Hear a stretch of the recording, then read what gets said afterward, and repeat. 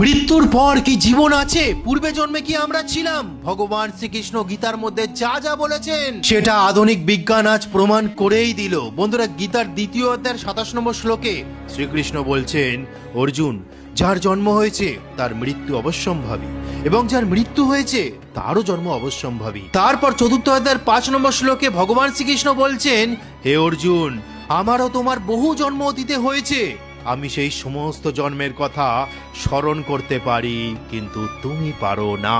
অর্থাৎ শ্রীকৃষ্ণ বলছেন, আমি যদি মারা যাই আবার আমার জন্ম হবে, জন্ম হওয়ার পর আবার আমি মারা যাব, এইভাবে চক্র চলবে। এবং পরে বলছেন যে পূর্বে আমরা অতীতে বহুবার জন্মেছিলাম, অর্থাৎ পূর্ব জন্মে জন্ম হয়েছিল, কিন্তু ভগবান শ্রীকৃষ্ণের সেটি মনে আছে, কিন্তু অর্জুনের মনে নেই। এইবার বিজ্ঞান কি বলছে দেখুন। বন্ধুরা, ছবিতে যে বইটি দেখতে পাচ্ছেন তার নাম হলো 20 কেসেস সাজেস্টিভ অফ রিইনকার্নেশন। লেখক ডক্টর ইয়ান স্টিভেনসন, অর্থাৎ তিনি নিরপেক্ষ একজন বিজ্ঞানী ছিলেন। তিনি গত 50 বছর ধরে একটি গভীর গবেষণা চালাচ্ছিলেন এবং 3000 মানুষ শিশুর ওপরে তিনি পরীক্ষা চালান যে পূর্বজন্মের কথা কি তাদের মনে থাকে। তখন তিনি পেয়েই যান কিছু শিশু পূর্বজন্মের কথা মনে রেখেছে। সাধারণত 2 থেকে 5 বছর বয়সে তাদের আগের জীবনের কথা মনে আছে। শিশুর বলার নাম, স্থান, পরিবার, পেশা বহু ক্ষেত্রে বাস্তব মৃত ব্যক্তির সঙ্গে মিলে যাচ্ছে। জন্মচিহ্নের মিল, আগের জন্মে শিশুর যে আঘাত ছিল, মৃত্যুর স্থানের সঙ্গে শিশুর শরীরের জন্মচিহ্ন মিলেছে। তিনি পরিষ্কারভাবে দাবি করেছেন এগুলি পূর্বজন্মের পক্ষে শক্তিশালী ইঙ্গিত।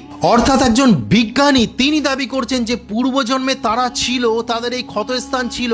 তাহলে এইবার চিন্তা করুন, ভগবান শ্রীকৃষ্ণ গীতার মধ্যে যা যা বলেছিলেন, বাসাংসে জীর্ণানি যথা বিহায়া, অর্থাৎ আত্মার মৃত্যু হয় না।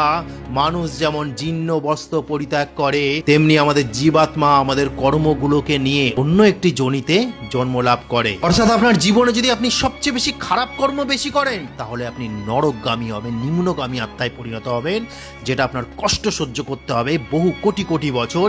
আর যদি ভালো কর্ম করেন, সাত্বিক কর্ম করেন, সৎকর্ম করেন, তাহলে আপনার জীবাত্মা ঊর্ধ্বগামী হবে, স্বর্গগামী হবে, সেখানে সুখ আর সুখ থাকবে। অর্থাৎ 5000 বছর আগে মহাভারতের রণক্ষেত্রে ভগবান শ্রীকৃষ্ণ যা যা বলে গেছিলেন সেটাই আজ বিজ্ঞান প্রমাণ করে দিল। তো আজকে বলার ছিল। হরে কৃষ্ণ, জয় সনাতন ধর্মের জয়।